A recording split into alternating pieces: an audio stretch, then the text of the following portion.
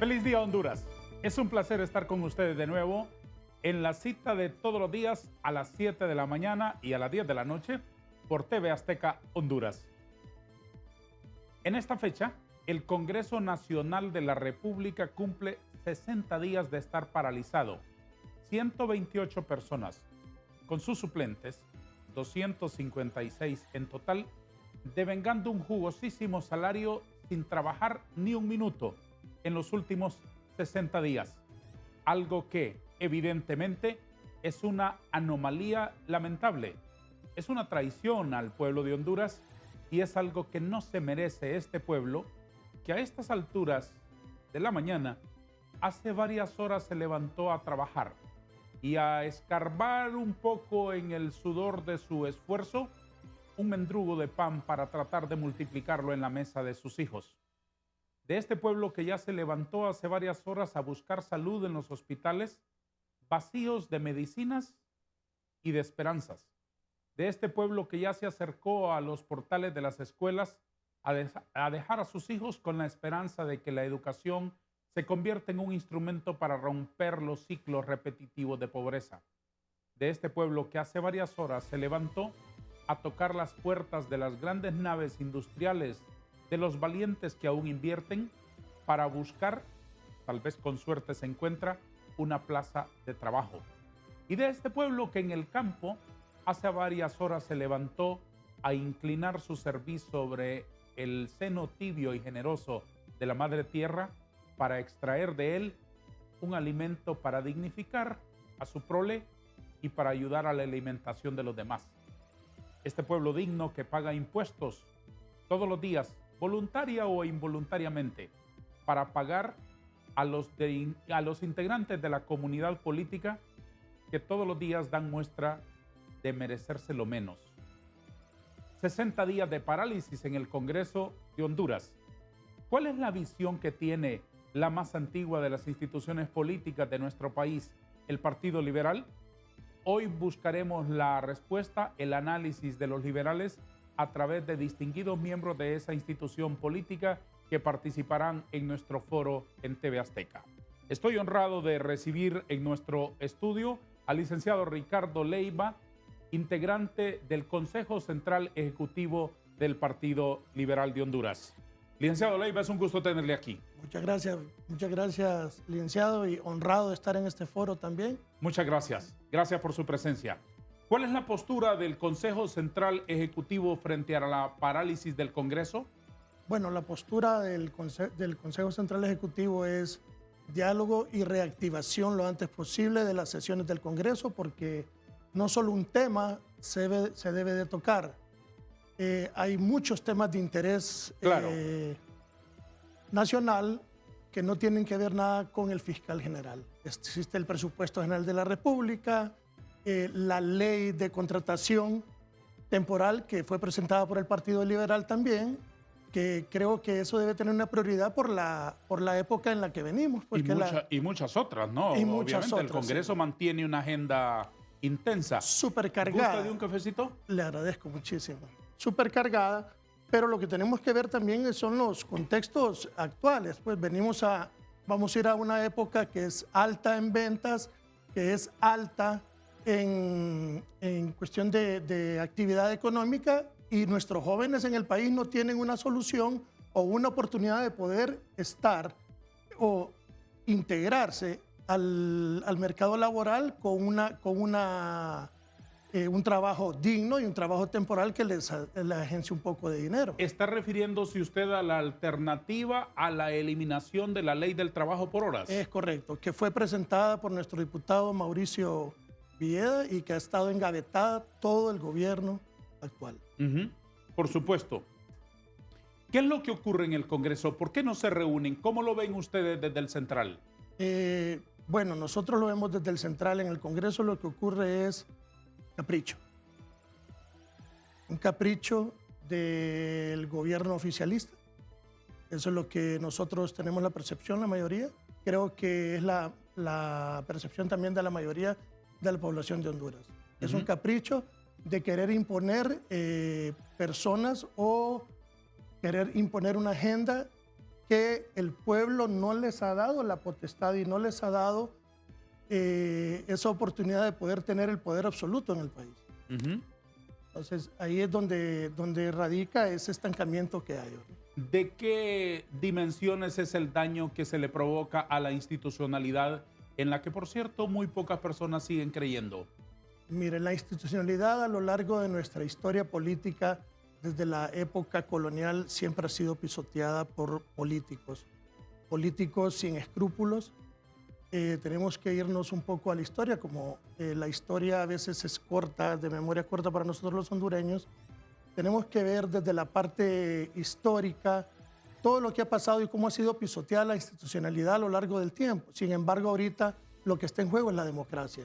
En estos tiempos lo que está en juego es la democracia y lo que está en juego también es el bienestar y el desarrollo de nuestro país. ¿Qué es lo que muestra con esta parálisis y con esta falta de convocatoria a la Junta Directiva? Una ineptitud a crear consensos, a poder dialogar.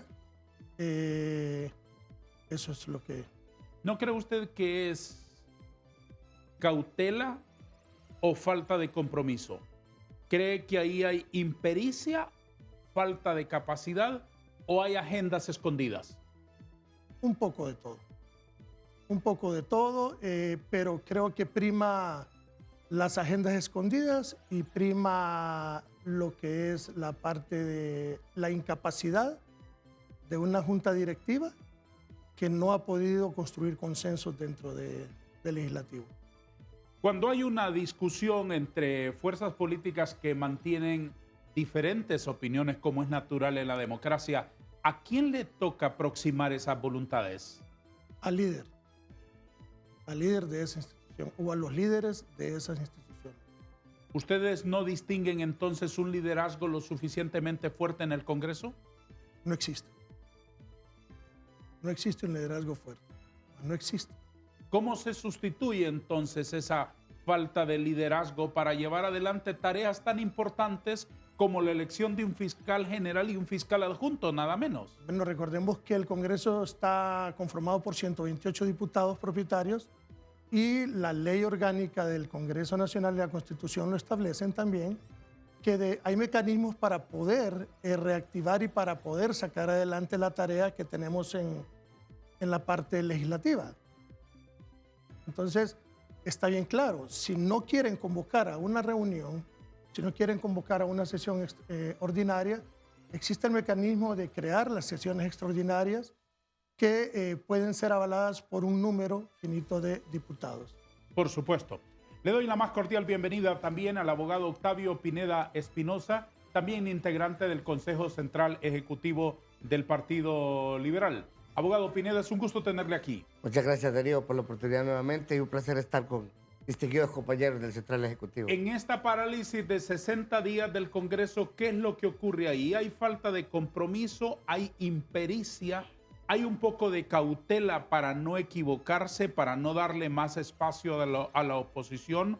¿O hay agendas escondidas o incapacidad? ¿Qué es lo que hay ahí detrás, abogado? Desde mi punto de vista, Darío, creo que hay dos cosas. Uno, una intención manifiesta de parte del partido de gobierno de perjudicar al Poder Legislativo, desprestigiarlo completamente, para después, con ese desprestigio, proponer, que ha sido siempre el telón de fondo del Partido Libertad y Refundación, la Asamblea Nacional Constituyente. Y en segundo lugar, ha habido impericia de parte del presidente del Congreso, porque definitivamente es una persona que no tiene ni las capacidades mentales, ni las capacidades profesionales, y mucho menos el respeto de los pares de la Cámara, y que se ha convertido más en un tramitador del Poder Ejecutivo que en un presidente de, para mí, el primer poder del Estado, que es el Poder Legislativo, donde se requieren condiciones particulares para generar un ambiente de tolerancia y de consenso. A usted, como conocedor del Congreso, no solamente porque fue un integrante del Congreso de la República y probablemente lo será en el próximo periodo, usted debería estar en el Congreso, gracias, siendo igual, usted tan brillante y tan útil para la discusión, igual que don Ricardo, y además por ser hijo de un expresidente que conoció perfectamente y dirigió el Congreso en temporadas difíciles. Así es. ¿Se justifica paralizar el Congreso porque no hay acuerdo con el asunto de los fiscales? No, de ninguna manera.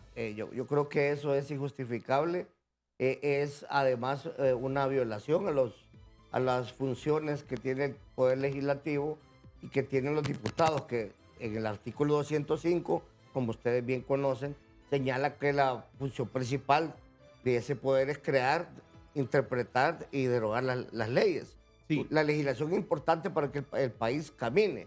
Entonces me parece una gran irresponsabilidad, en primer lugar, de parte del presidente del Congreso en no convocar a sesiones por un tan solo tema que puede resolverse más adelante y que las bancadas también se hayan acomodado en alguna medida a esta condición y no hayan presionado lo suficiente, como lo están haciendo ahora, para que el Congreso continuara con esa actividad. Hay alrededor de 200 proyectos de ley que no han sido ni enviados a comisión, ni discutidos, ni aprobados. El presupuesto de la República no se ha aprobado, no se han hecho las reformas al Código Penal de la Impunidad, no se han hecho las reformas importantísimas para el próximo proceso electoral, y así podríamos enumerar una serie de leyes, la ley de empleo por hora que fue presentada por don Mauricio Rivera, la misma ley de justicia tributaria. Entonces, yo creo que el pretender justificar que porque no hay acuerdo en la elección del fiscal no debe haber sesión, en primer lugar, es una negación a las obligaciones que tienen los diputados, que desde mi punto de vista deberían devolver ese dinero que han recibido sin trabajar, y también desde el punto de vista jurídico eso es cuestionable a través del Tribunal Superior de Cuentas, y por otro lado también la irresponsabilidad del partido de gobierno de que por un capricho de don Mel Zelaya no se haga una elección. Le agradezco esta mañana la gentileza de aceptar que nos conectemos con él, del vicepresidente del Consejo Central Ejecutivo del Partido Liberal, don Alan David Ramos Molina. Señor Ramos, buenos días, muchas gracias por atender nuestra comunicación. Hoy cumple el Congreso 60 días sin actividad. ¿Cómo lo interpreta usted?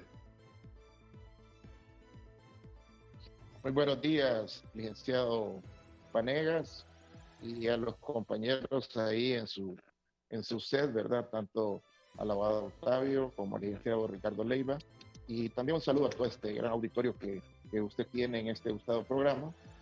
Yo sé que este es un tema que tiene pues muy incómodo a toda la población de Honduras, y lógicamente como hondureño y como miembro del Consejo Central Ejecutivo no estamos apoyando que ocurra esa parálisis legislativa. Lo que más bien estamos hablando con nuestros diputados para que de una vez por todas se logre esa autoconvocatoria, se invoque el artículo 290 de la Constitución para tener una sesión extraordinaria, que se extienda el plazo del periodo legislativo para que no vayan a finalizar el 31 de octubre y después vengan más periodos de inactividad en cuanto al tema legislativo, y poder pues que este poder del Estado le dé realmente al país toda la responsabilidad pública, ¿verdad? Que es legislar. Como ustedes lo han bien mencionado, hay una serie de leyes pendientes por aprobar, y el tema que debe aprobarse, que es el presupuesto general de la República, que debe tenerse, que debe hacerse. Así que estamos en contra de todo eso, y creemos que a través de estos espacios, de estos medios de comunicación y a través de la relación que tenemos con diputados de nuestra bancada, tenemos que impulsarlos a que se retome esa acción legislativa.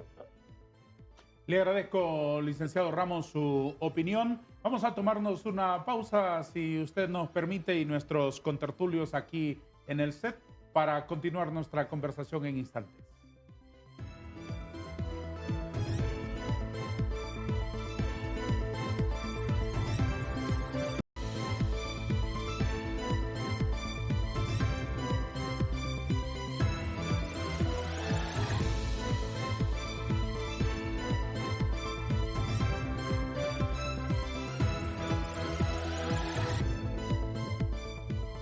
Licenciado Ramos, vicepresidente del Central Ejecutivo del Partido Liberal, tener un Congreso parado durante 60 días ¿Cuánto daño es para la institucionalidad, para la credibilidad de las instituciones estas ya deterioradas? Es un daño altísimo, ¿verdad? Como usted bien decía de inicio, la institucionalidad de nuestro país ha sido pues seriamente cuestionada, pero sin embargo es un deber como ciudadano en este caso, y es un deber de los legisladores devolver esa institucionalidad al país. Y al tener esta parálisis legislativa, terminan de dañar la poca institucionalidad que nos viene quedando. Yo creo que estamos atravesando momentos muy difíciles en cuanto a la vida política, la vida institucional de Honduras, y tenemos que presionar para que el Congreso vuelva a sus sesiones normales y no vayamos a caer en ese juego a que nos ha llevado este partido de gobierno, que al final hay una agenda preestablecida desde el Foro de Sao Paulo.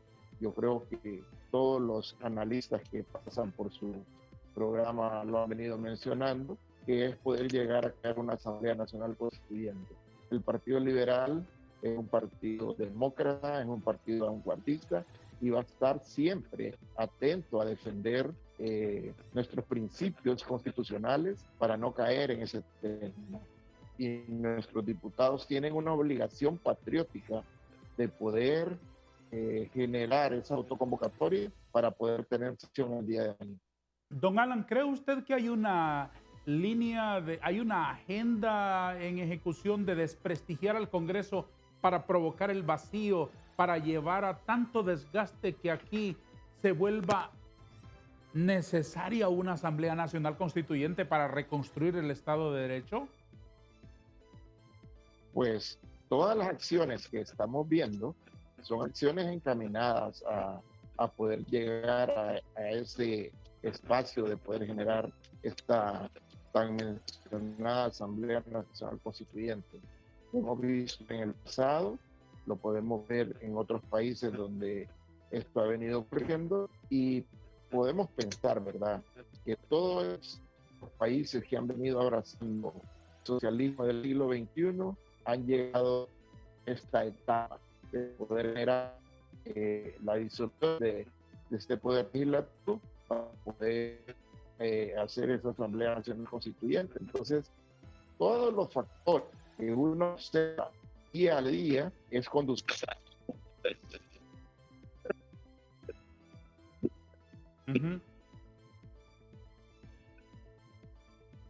De acuerdo, de acuerdo.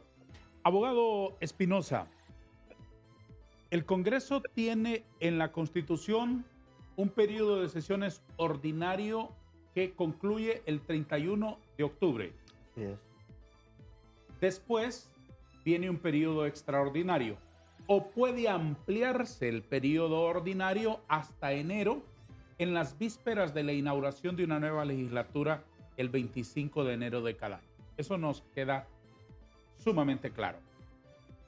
Solo el Pleno puede extender el periodo extraordinario de sesiones, ¿no lo puede hacer la Junta Directiva? No, tiene que ser una decisión del Pleno de Diputados donde participen todas las bancadas. De manera que si hoy o mañana el Pleno no sesiona para aprobar la extensión del periodo ordinario de sesiones, el 1 de noviembre es ya periodo extraordinario. Efectivamente.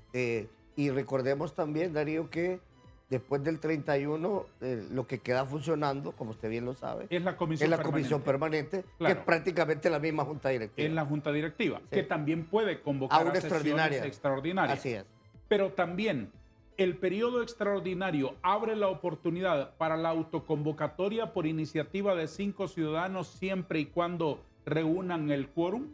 Sí, y aquí sería de los diputados, invocando el artículo 190 constitucional, con una agenda ya predeterminada que tiene que ser pública. Desde luego. Sí. Es decir, se convoca para estos y estos y estos propósitos. Exactamente. Deben estar enunciados en la convocatoria. Tiene que ser claramente establecido en el orden del día, que es lo que precisamente están definiendo los partidos en este momento. ¿Cuál es la postura del Partido Liberal, vicepresidente Ramos, en relación a la posibilidad de que surja la iniciativa de una autoconvocatoria de los diputados, principalmente de la oposición? Participar en esa autoconvocatoria. De hecho, pues hemos hecho ya los pronunciamientos públicos, tanto de la autoridad de nuestro partido, que es el Consejo Central Ejecutivo, como de los miembros de la bancada de diputados liberales, donde establecieron de que van a hacer la autoconvocatoria para poder, en este caso, extender, ganar tiempo, extender este periodo legislativo, donde prácticamente muy poco se ha hecho. Entonces, es necesario tener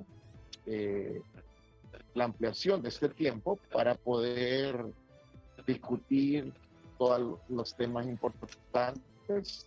Mencionamos el presupuesto de la República, podemos mencionar una cantidad de leyes, la ley del nepotismo que ya está dictaminada, que también tiene que...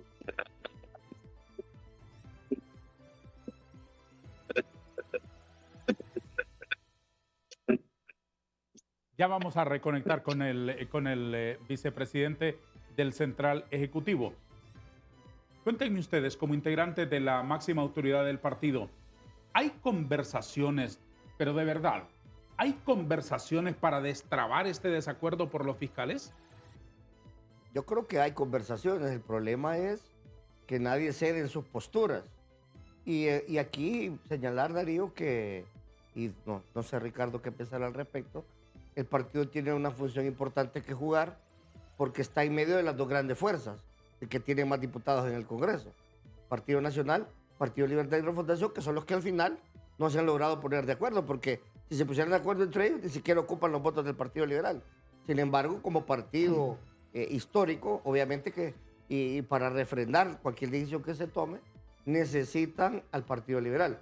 Pero también señalar que aquí ha habido una incongruencia de parte de Libre, en el sentido de que hay una moción nominativa que, si usted revisa, en uno de los candidatos tiene más de 100 y pico de votos. Entonces, que estaría fácil resolver este problema si realmente hubiera voluntad política de Libre. No sé, Ricardo. Eso se viene hablando y se viene diciendo que hay una persona dentro de los 5 que están de candidatos para fiscales que tiene la venia de los 3 partidos grandes, de los 4 partidos que integran el Congreso Nacional. Entonces, creo que el camino ahí es mucho más fácil. Si ya tenemos a esa persona ahí, o sea, elijamos a esa persona como fiscal general para que podamos estar en debida forma, y el fiscal adjunto, pues hacemos otro tipo de negociaciones y que se sienten las diferentes bancadas, los diferentes actores políticos del país, y hagan un consenso para que puedan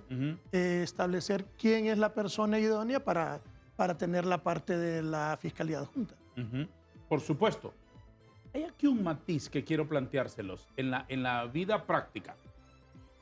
Yo respeto mucho esa postura de ustedes, y esa es una reflexión válida, que en el abogado Cabañas Cadillo coinciden las voluntades de casi la totalidad del Pleno. Así es. Pero al aterrizar a lo concreto, Libre considera a Cabañas Cadillo bueno para fiscal adjunto, porque consideran que el fiscal adjunto es un adorno, es un florerito en un escritorio del Ministerio Público. Ya darle poder, potestades, autoridad como fiscal general ya es otro cantar, ya ahí ya no les gusta. ¿Cómo se destraba eso? Bien difícil si lo que Libre busca en realidad es tener un fiscal a la medida, como un traje. Es decir, ¿alguien ignora eso, abogado? Al gusto de ellos, en el sentido de que se está ahí también violentando un principio básico establecido en la Constitución, en el 233, y es que el Ministerio Público no debe ser una herramienta o un órgano político. Por eso se creó como un órgano independiente de los 3 poderes del Estado. Ahora, si nos vamos a la meritocracia, y hay que decirlo también, porque hay que ser justos en esto, quien debería ser fiscal general es don la abogada Yenel Mendares, que es la mejor evaluada. Ahora, a mí me llama particularmente la atención que el Partido Libertad y Refundación no apoyen a la abogada Yenel Mendares ni para fiscal general ni para fiscal adjunta, viniendo ella de las entrañas de ese partido. Y eso es lo que demuestra que aquí lo que hay es un capricho de X persona por colocar a determinada persona que de repente ya tiene instrucciones para manejar el Ministerio Público como una herramienta de persecución a los políticos, porque esto es lo que ha pasado en todos estos países que se han vuelto en determinado momento izquierda y que siguen la agenda del Foro de Sao Paulo, han utilizado este mecanismo para precisamente perseguir y acallar a la oposición para quedarse así en el poder. Vicepresidente Ramos, usted fue alcalde de una ciudad importantísima de este país como es Puerto Cortés en varios periodos. Usted dirigió una especie de congreso local, una especie de parlamento local con un equipo de regidores que tampoco eran jamón en sus manos, que eran guerreros y que eran férreos opositores a posturas suyas. Le tocó construir acuerdos, le tocó enhebrar agujas muy difíciles, le tocó estar hilando muy fino. Le digo eso para que me proponga una reflexión. ¿Es que el Congreso no tiene liderazgo?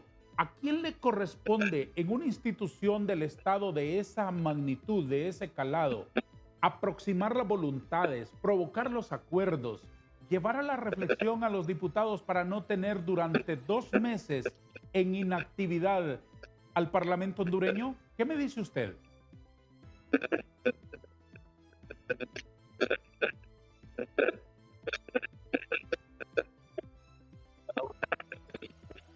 Lamento tener, ya vamos a hacer un ajuste técnico aquí, licenciado Ramos, para mejorar la comunicación con usted. Antes vamos a detener nuestro foro durante 3 minutos nada más.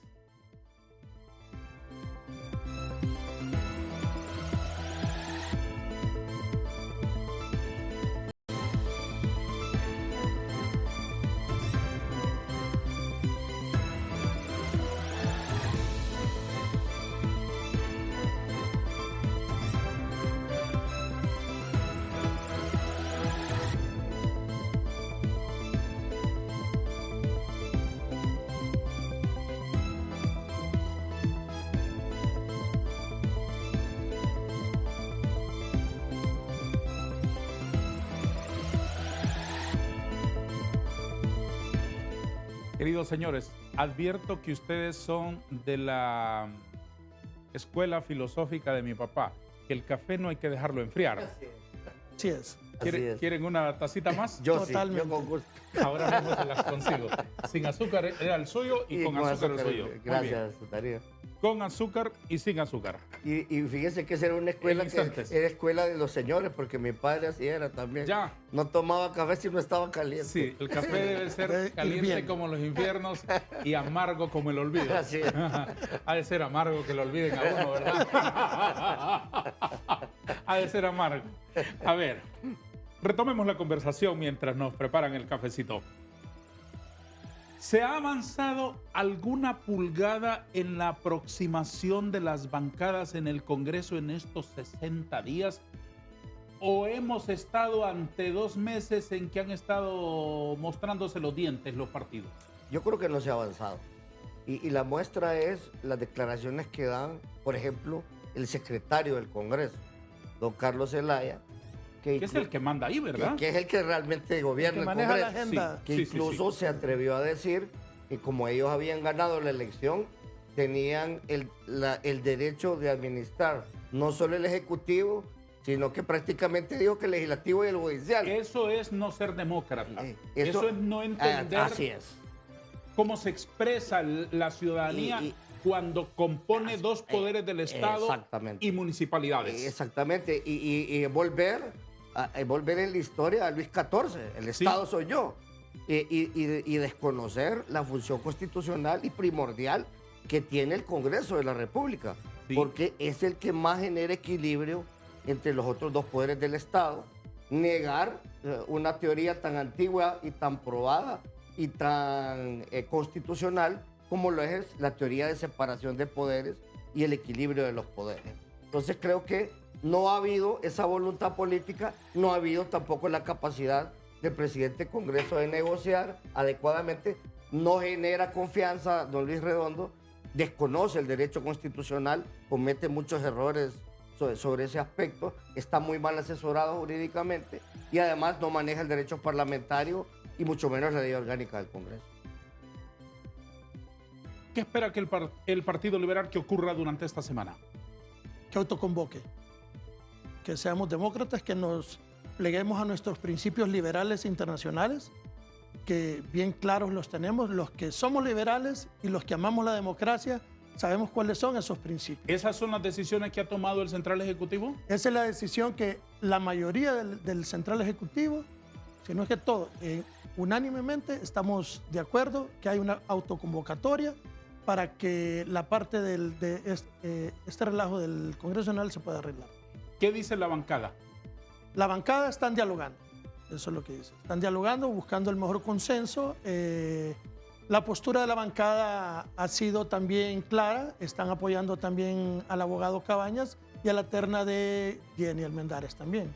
¿Usted aprecia adecuada la conducta de los diputados de la bancada liberal en toda esta crisis? Fíjense que yo tengo mi visión personal, no sé, Ricardo y los demás compañeros, creo que la cabeza de la bancada ha sido bastante ambigua. Es decir, el señor Segura, al principio lo sentí en una posición no muy definida.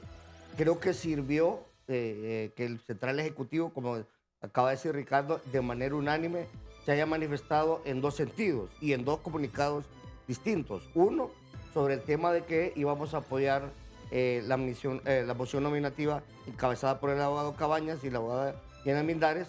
Y dos, que en el tema del fiscal general había que apegarse a lo que dice el artículo 80 de la Constitución. Y un tercer elemento, el hecho de que no vamos a acompañar, que también lo dijimos en un comunicado, comisiones interventoras inventadas, porque esas no están dentro de las atribuciones que tiene el Congreso Nacional. ¿Han seguido con esa idea? Sí, está fuerte. ¿Sí? De hecho, todavía lo mantienen en la negociación y en la discusión la gente del partido de gobierno. Mientras se elige, es decir, quiero entenderlo bien, mientras se elige al fiscal general y al fiscal adjunto, por la incomodidad que les produce Daniel Cibrián. el abogado Cibrián como fiscal adjunto, fiscal general por ley, ¿quieren intervenirlo con una comisión? Así es. Así es. Le han nombrado comisión interventora, comisión de transición, se lo han planteado a las cabezas de las bancadas y se lo han planteado a grupos de diputados independientemente, queriendo minar, como nosotros sabemos, inclusive minar la bancada del Partido Liberal, donde creen que puedan tener mayor éxito. Pero en eso los diputados han sido consistentes. Como profesor universitario, ilústrenos, ¿eso es improcedente? Es improcedente y es inconstitucional. Las comisiones que existen en la Constitución de la República son comisiones para estudiar temas específicos que están señaladas en el artículo 205, pero ninguna de las atribuciones que establece la Constitución dice que el Congreso Nacional puede nombrar una comisión interventora o de transición del Ministerio Público, que es un poder independiente de los tres poderes. Si alguna vez se hizo, estuvo malo, y lo malo no se repite. Uno no corrige una ilegalidad cometiendo otra. Sí, ¿verdad? desde luego. Ese es el problema. No se justifica. No es justificable. Recordemos que este gobierno en campaña política pregonó mucho de quitar todas esas prácticas Es correcto. ilegales, ilegítimas, Ujú, y están haciendo lo mismo. ujú.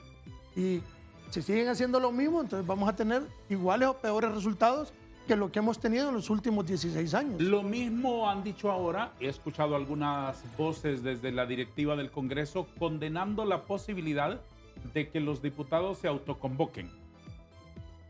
En el Congreso pasado hubo una autoconvocatoria de la oposición para sesiones porque la directiva de aquel momento no convocaba. ¿Y sabe quién dirigía esa autoconvocatoria? Luis Redondo. ¿Sí? Y don, Gracias. don Jorge Luis Cálix, y Exacto. doña Dori Gutiérrez, Exacto. y otros diputados de Beatriz aquel Valle. momento, y don Denis Castro Bobadilla igualmente. Exacto. Lo que ayer fue malo, hoy es malo, lo que ayer es bueno, hoy es bueno, pero aquí es al revés, lo que ayer fue bueno, hoy es malo. ¿Cómo aprecia usted eso? Hipocresía.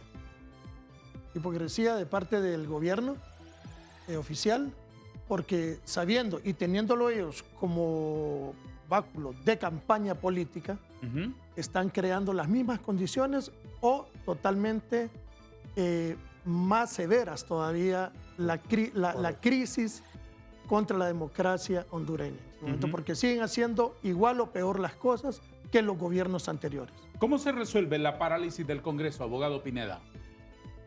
Para mí, autoconvocándose, invocando el artículo 190, porque eso va a mostrar dos cosas. Uno, que hay voluntad política de las bancadas de oposición de cumplir con la obligación constitucional de sesionar y de resolver los problemas a los cuales el Congreso debe estar abocado. Y dos, que quien realmente ha provocado esta parálisis de manera autónoma, independiente, es el partido de gobierno. Por eso, por alguna razón, el constituyente, cuando elaboró la Constitución, y siempre tenemos que buscar el fin teleológico, como dice mi maestro de Derecho Constitucional, ¿cuál es el fin teleológico de la Constitución? Entonces, evitar que esto se dé, y por eso está el artículo 190. Precisamente, el constituyente pensó que podía suceder eso y dejó muy claramente establecido la posibilidad de que los diputados se autoconvoquen. ¿No hay otra manera de ampliar el periodo si el Pleno no se reúne, verdad? Imposible. Tiene que ser el Pleno. Y tiene que ser el día de mañana, o sea, el 31. Hasta las 12 las 12 de la noche, correcto. Vamos a una pausa. Este es nuestro foro Hablemos con Hechos en TV Azteca Honduras, que emitimos todos los días, se los recuerdo, a las 7 de la mañana y se retransmite a partir de las 10 de la noche después de los deportes por esta señal. Continúe con nosotros, por favor, que en instantes las conclusiones de las reflexiones de la visión liberal sobre estos 60 días ya, 60 días de no trabajar los honorables diputados de este país.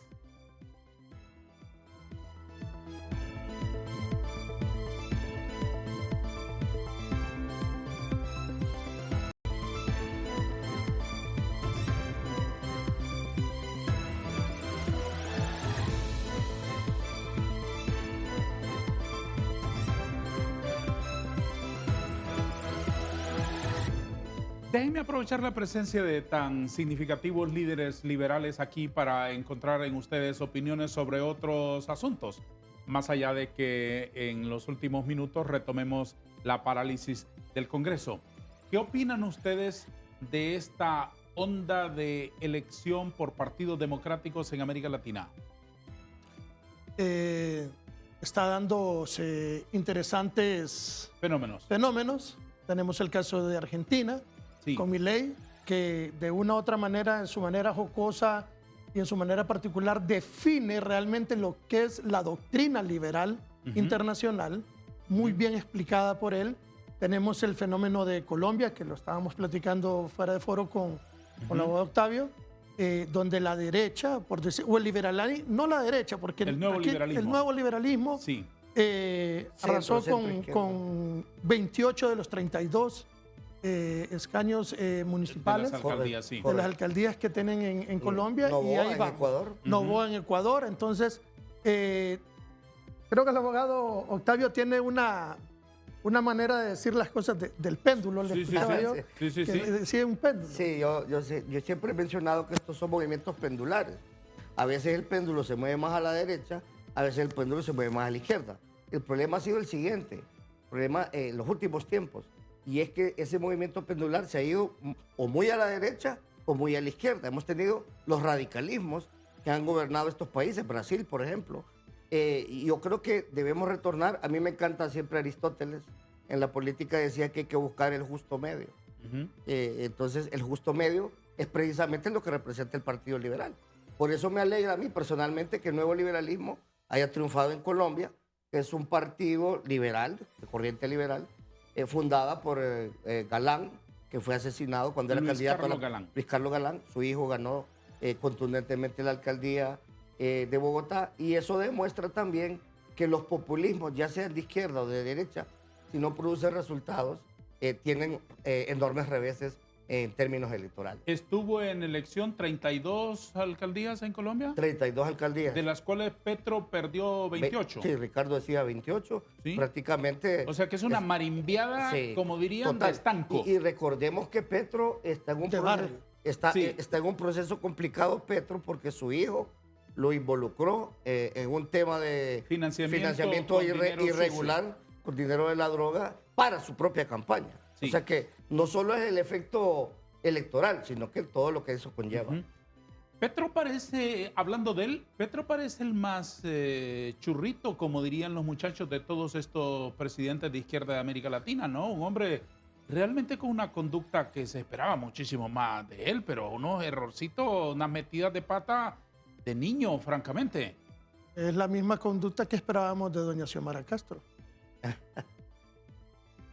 Esperábamos una conducta diferente. Hablemos de ella. ¿Qué opinan de la petición de doña Iris Castro de Celaya a sus funcionarios para que se retiren el 31 de diciembre si quieren dedicarse a la política a partir del 1 de enero? La ley electoral es clara. Cualquier funcionario público que quiera participar en política tiene 6 meses antes de las elecciones primarias para poder participar. Entonces ahí es donde tiene que presentar su renuncia. De lo contrario, no existe en la ley un impedimento para que ellos puedan hacer. Entonces, no es ético. Entonces, no es ético lo que está haciendo ella es rigurosa observación de la ley. Dicen algunos rumores que es un mensaje claro a uno de los personajes. Es correcto, correcto. ¿A quién? A Rixi Moncada, que se perfila como la candidata de Mel Oficial. Zelaya para sustituir a la misma Xiomara, ¿no? No me diga. Sí. La ministra de Finanzas Así- candidata presidencial. Así es. Bueno, todos, Ni quiera Dios y la Virgen Santísima. todo el mundo dice que es el poder detrás del trono, ¿verdad? Así es. ¿Es ¿Es en serio eso o es una bromita de esas de la farándula política? No, yo creo que sí hay realidad en eso. Es la que más cercana ha estado a las decisiones de Mel Zelaya. Ha sido una defensora acérrima, no solo de Mel, sino que de ese grupito que asesora a Mel y ahora a doña Xiomara, y que son los que dominan el Partido Libertad y Refundación y que lo quieren seguir dominando de aquí al futuro. Ante la imposibilidad de que el hijo de Mel sea candidato porque la Constitución no se lo permite.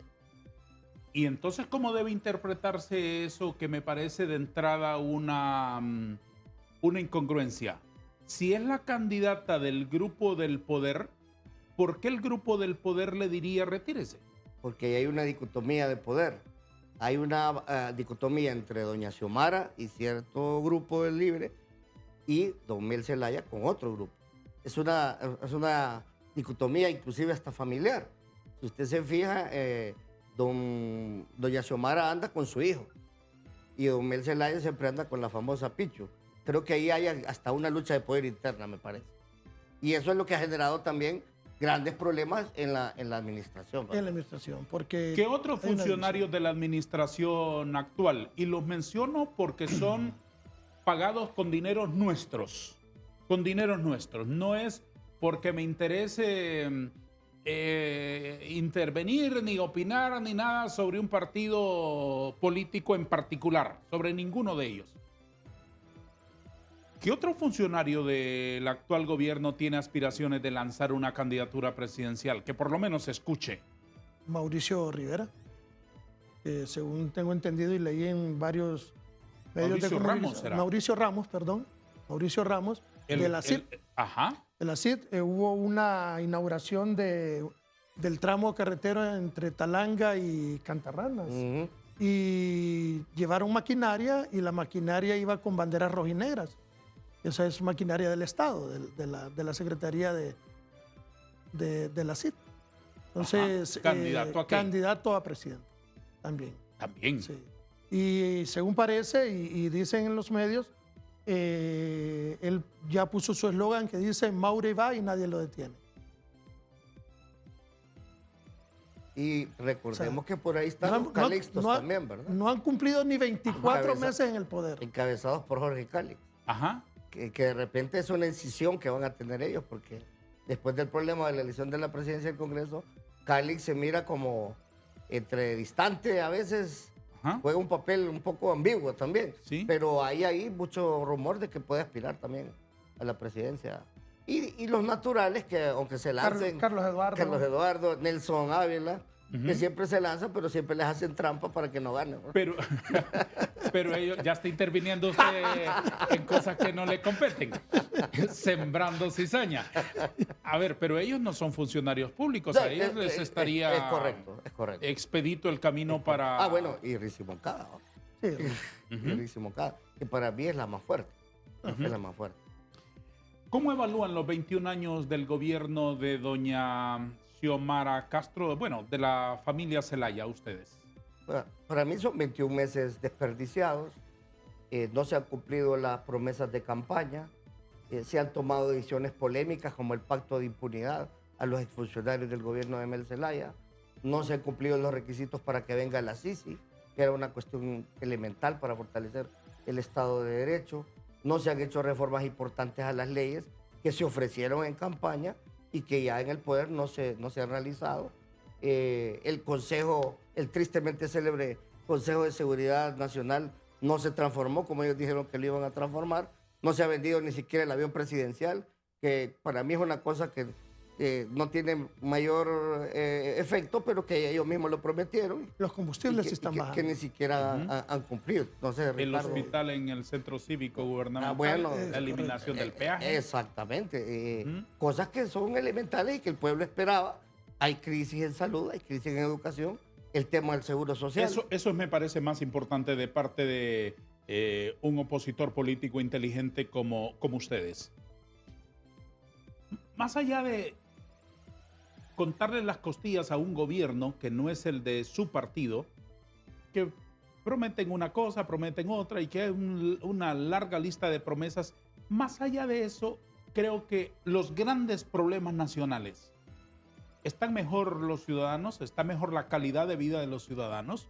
¿Está más seguro a la familia? ¿Está mejor el hospital al que acudimos? ¿Está mejor la escuela donde se forman nuestros hijos? ¿Hay empleo para los jóvenes? ¿Hay empleo para todos?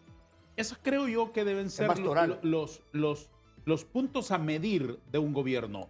¿Cómo ve el Central Ejecutivo estos 21 meses de gobierno del Partido Libre? Un desastre. Un desastre en el sentido de que tenemos que, si vamos a integrar un gobierno y vamos a crear políticas y condiciones que beneficien al pueblo, tenemos que ver la parte del trabajo primero y la seguridad alimentaria, seguridad ciudadana. Yo difiero de temas como el caso de la Sisi. Seguimos resbalando en el mismo tema de la Sisi y el único mensaje que damos a todos aquellos que hablan de la Sisi es que en el país existe incompetencia jurídica, incompetencia de nuestra Corte Suprema, incompetencia de nuestros jueces para poder impartir justicia y del mismo Ministerio Público. No necesitamos una Sisi. Necesitamos que los jueces, el Ministerio Público y la Corte Suprema hagan un solo bloque y que realmente distribuyan la justicia como debe de ser en nuestro país. ¿Aprecia usted que la Sisi, independientemente de que sea lo correcto o no sea lo correcto, pero es una promesa y es como un compromiso nacional tener temporalmente una comisión de extranjeros apoyando a nuestras instituciones? ¿Aprecia usted que hay voluntad de instalar la Sisi? Voluntad, pero tiene que ser abierta para que puedan ellos investigar cualquier gobierno anterior o futuro. ¿Y usted qué me dice? ¿Aprecia voluntad de instalar una comisión internacional de lucha contra la corrupción y la impunidad?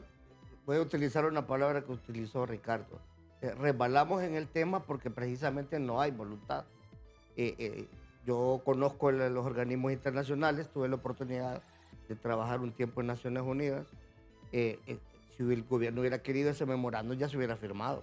Las condiciones hay que crearlas.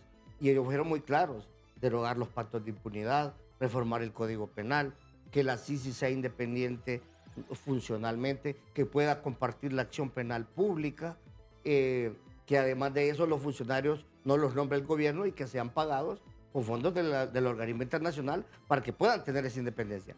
Se le ha estado dando largas al asunto, al extremo que uno de los diputados dijo el otro día que si se llegara a firmar ese acuerdo con Naciones Unidas, la CICI va a entrar aquí hasta el 2026.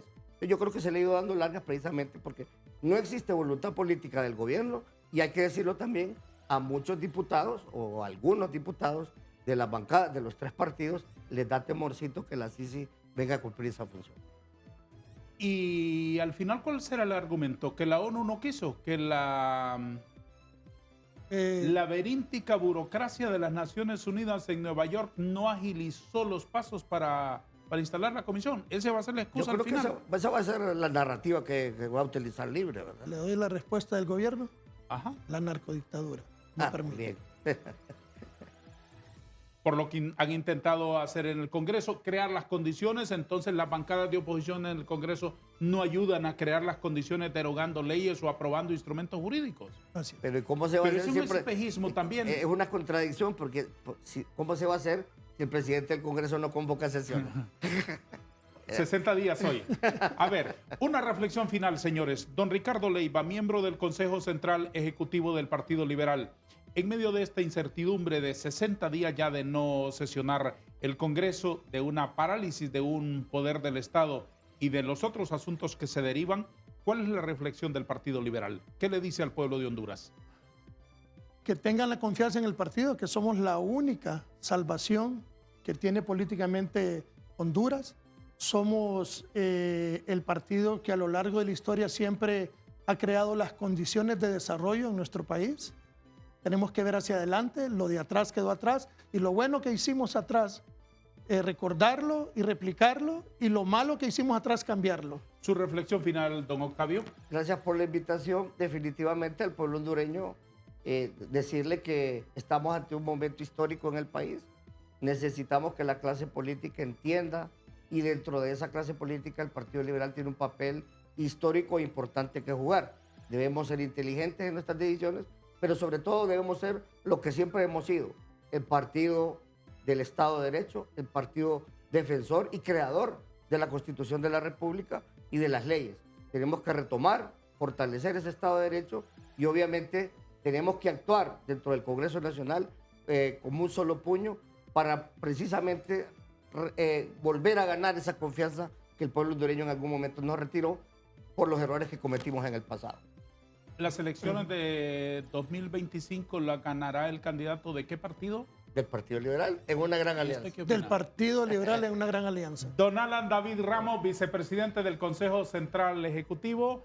Don Octavio Pineda Espinosa, miembro de ese organismo. Y don Ricardo Leiva, también integrante de la máxima autoridad del Partido Liberal, han estado hoy exponiéndonos aquí sus ideas en esta ventana plural sobre los 60 días de inactividad del Congreso de la República. A todos, gracias. Adiós.